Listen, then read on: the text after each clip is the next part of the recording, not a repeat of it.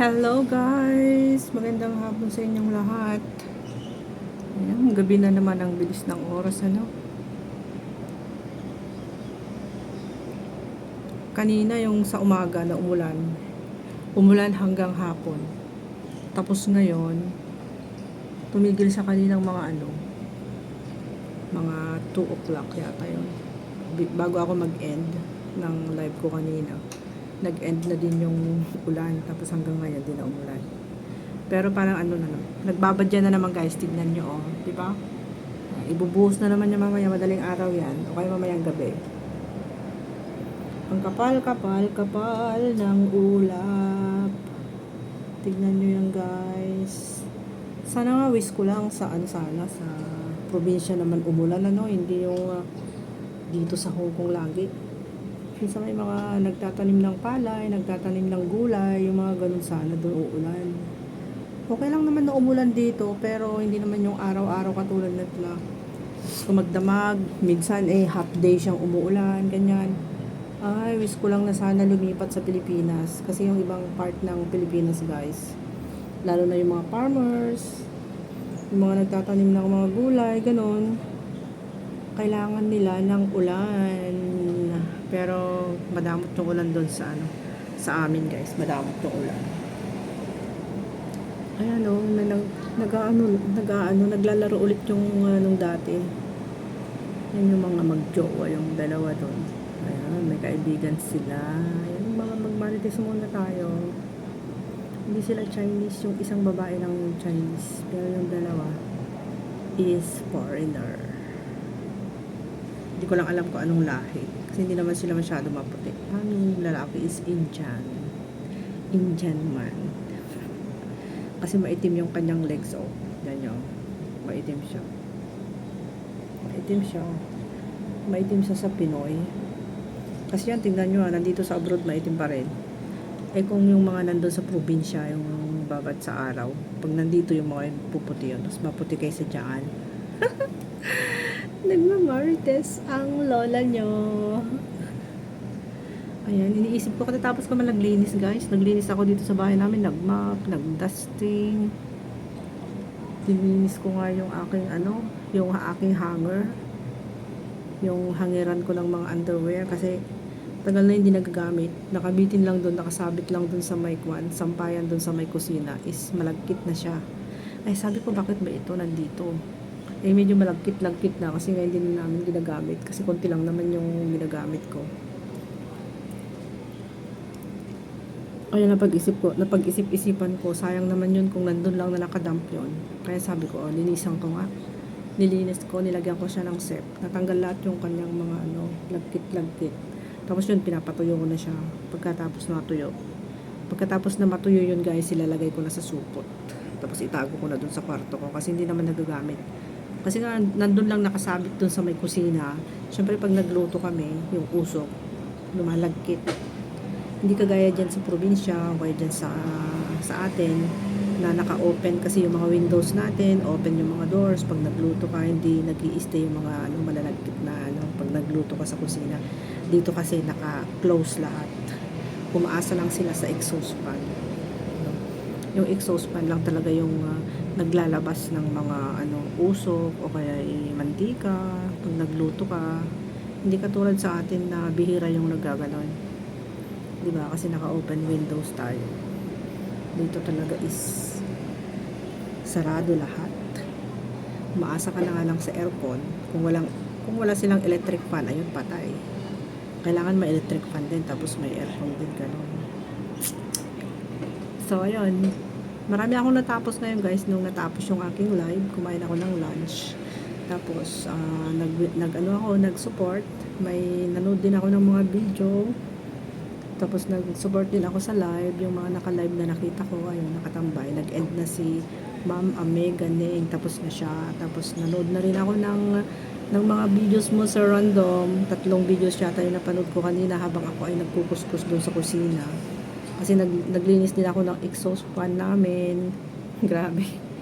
Nilinis ko yon kasi sa Friday, may mga bisita kami dito. Bisita namin si Madam. Pupunta dito si Madam. Tapos yung bata, yung 2 bata. Ayun.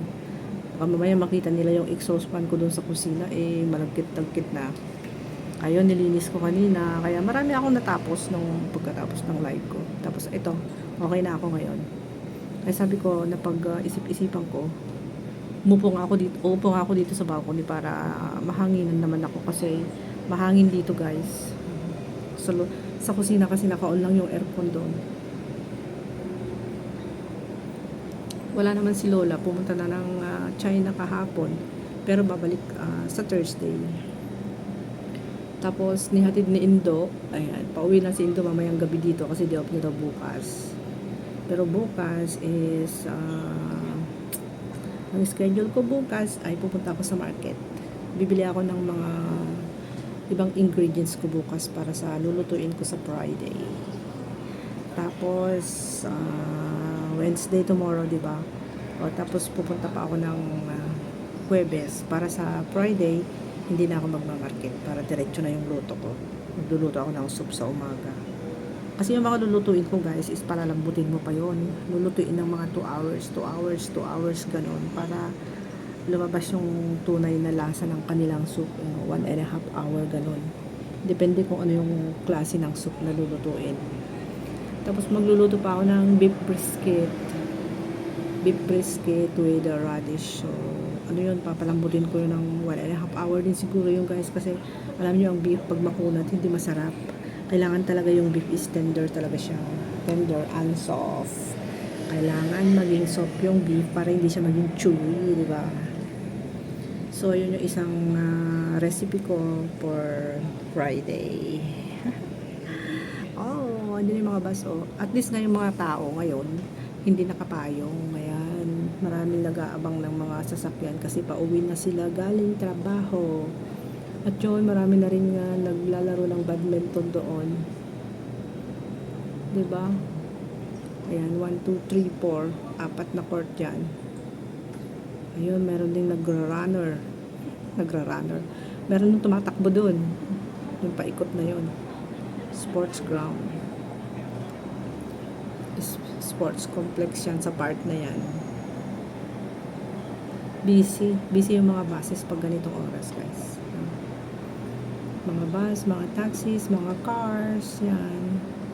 Pauwi na kasi yung mga nagtatrabaho, pauwi na rin yung mga estudyante. Ayan, peak hour na ngayon. Peak hours. Ayan, so napakakapal ng cloudy ngayon. Ay, napaka-cloudy. Napakakapal yung cloud ngayon. Yan, hindi cloudy ngayon. Diba na, very thick yung cloud. Kasi means to say, yan is mayang gabi, bubuhos na naman yung malakas na ulan guys. Sure ako. Nung wala pa tong building na to, maganda yung nakikita ko hanggang sa baba. Kasi nakikita ko yung kalsada dyan, yung crossing. May crossing kasi dyan, pag ganoon, padiretso. So makikita mo yung kalsada talaga, padiretso hanggang doon. Dyan sa likuran ng Baptist Church na yan. Baptist Church yan eh. Pero hindi pa tapos. Tapos tinapos lang nila yung kanya. Taas niya, pero sa loob. Ginagawa pa nila sa loob.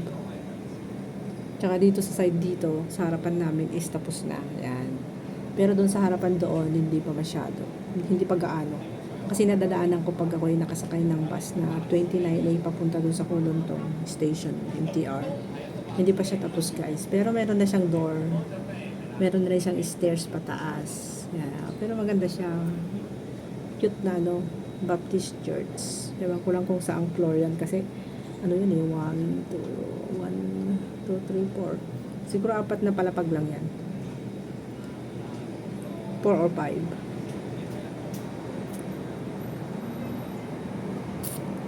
Ang ganda ng cloud. Tapos may mga sumisilip doon na liwanag. Doon sa may mga likuran ng mga buildings. Diba? Siksikan ng mga buildings dito sa Hong Kong guys. No? Ito lang yung kaibahan ng Hong Kong sa ibang bansa. Kasi yung ibang bansa, may mga pantay lang yung mga building nila. Hindi masyadong mataas. Kagaya tulad sa Macau, hindi masyadong mataas yung mga buildings doon. Parang sa lang, mababa lang siya. Pero dito naman sa Hong Kong is pataasan yung mga building. Ayun yung IFC napakataas. Kita niyo yun. Yun sa pinakadulo guys. Yung may orange yung tok-tok nun. Yung KFC, IFC yun. IFC Tower yun. Sa central yun guys. Okay. Grabe yung taas na, tignan nyo. Umabot na dun sa may cloud. Yung dulo niya is na tatabunan na siya ng cloud.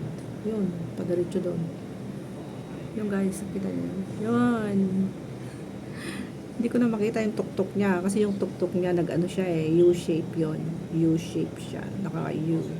Eh ngayon, wala lang yung U niya oh. Natabunan na siya ng cloud. Kaya tignan niyo yung mga yon, meron din doon. Mataas doon sa part na yun. Ganyan dito sa Hong Kong guys, kataasan ng mga building. Pero may country talaga na hindi masyadong mataas yung mga buildings nila. Hanggang kung halimbawa hanggang 10th floor lang sila. Hanggang 10th floor lang talaga lahat. Hanggang 12 ganun lang. Wala silang hanggang 60, 70. Grabe yung sa Elements, yung dating bahay ni Sir. 63rd floor kami talaga. 63 floor yun talaga, grabe ang taas. Tapos pag nakita mo sa baba, parang napakaliit ng mga tao. Tapos yung sa side niya, ano siya, seaside. Maganda.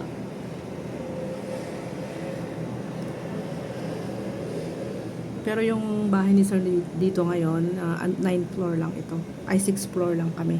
Pero hanggang 9th lang ito. Hanggang 9th floor. Hindi siya masyado mataas.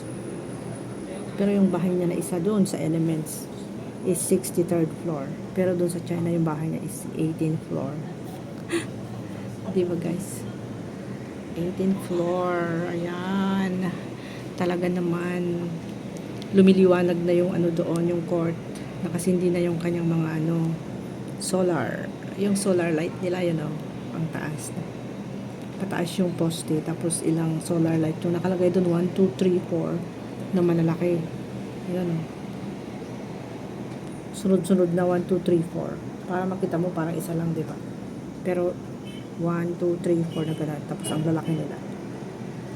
Yan yung ilaw dyan sa doon sa may sports ground nila doon. Yung may maroon na napaikutan ng maroon na ano ba yan? Ang tawag dyan. Tapos yan naman, yung mga blue na yan is may mga nakapalibot din na solar light. Ayun, solar light talaga lahat ng gamit nila dito guys, no? Yung nakapalibot dyan sa may mga nila. Sa park, puro mga solar light yung nakalagay. Ang gaganda ng mga solar light nila. Tapos yung mga buses din nila, naka-solar din siya. Naka-solar light din yung mga double decker bus nila guys, no? Sa tuktok nakikita ko pag dumadaan dito yung mga buses. Naka-solar sila. Pala. Kita nyo pag wala bang bus na dadaan. Tignan natin sa tuktok nila is puti. Parang yung doon. Yung ng solar light. Ano ba tawag doon? Yung, di ba, yung panel niya, solar panel pa tawag doon. Yun. May mga ganun yung mga double decker buses here. Pero yung mga minibus, yung mga green, yung mga ganun, yung green, wala. Ilaw talaga dun sa loob ng bus. So malapit na naman matapos yung aking live guys. Maraming salamat po sa inyong suporta. Sa walang sawang suporta na binibigay nyo sa akin. Sa mga 1, 2, 3 na viewers ko pag ako'y nagpi-premiere. Thank you very much guys. Tsaka pag nagla-live ako, yung mga regular na nagko-comment, tsaka nagtatamsak sa aking live. Maraming salamat po sa inyong lahat. And pinipilit ko yung sarili ko na marisbakan ko kayong lahat para sa ganun is wala naman kayong masabi, Kaya pag ako yung nag-engage sa inyo guys, nanonood lang ako ng mga shorts videos nyo kasi hindi kaya ng power ko yung long form video pag marami akong ririsbakan. Kasi kulang yung aking gadget 3 lang yung gadget na ginagamit kong pang-engage. Kulang guys. No? Tapos syempre marami ding trabaho. Walang oras. Kaya kung may 10 gadget ako, marinisbakan ko kayo lahat. Ang papanoorin ko lang talaga lahat sa inyo is yung mga long form videos nyo. Pero alam ko naman yung nag-i-stay. Diba? Yung mga nag-i-stay at saka yung mga naglalagin lang. Syempre okay na yung pag nag-live sila, pupunta ka rin doon. Kasi may nakikita ko pupunta lang doon, magla-live. Wala pang 30 seconds, wala na. Magla-like lang, tapos magko-comments ng 3, tapos wala na siya. Paano mo papanoorin yung kanyang long form video, di ba? It's unfair naman yung ganun. Tapos pag kinakausap mo, hindi man lang siya sumasagot na welcome, ibig sabihin, wala na siya. So, alam natin kung sino yung nag-i-stay ng mga kahit man lang 5 minutes, ganun. Wala eh. Hindi, syempre okay na yung manood ng mga short videos kasi additional din na viewers yun. At saka may kita rin yung short videos, guys. Ano, di ba? Okay. So, thank you so much, guys. Malapit na matapos yung aking video. Naka 15 minutes na. Ulit, ang bilis. 15:33 na siya. Bilis na naman. Kala ko 10 lang. Daldal ako ng daldal dito. Is yun pala is naging lumampas na ng 40 ay ng 15. So guys, thank you so much for watching my premiere. Ingat po kayong lahat dyan. God bless. Bye bye. See you around. Bye.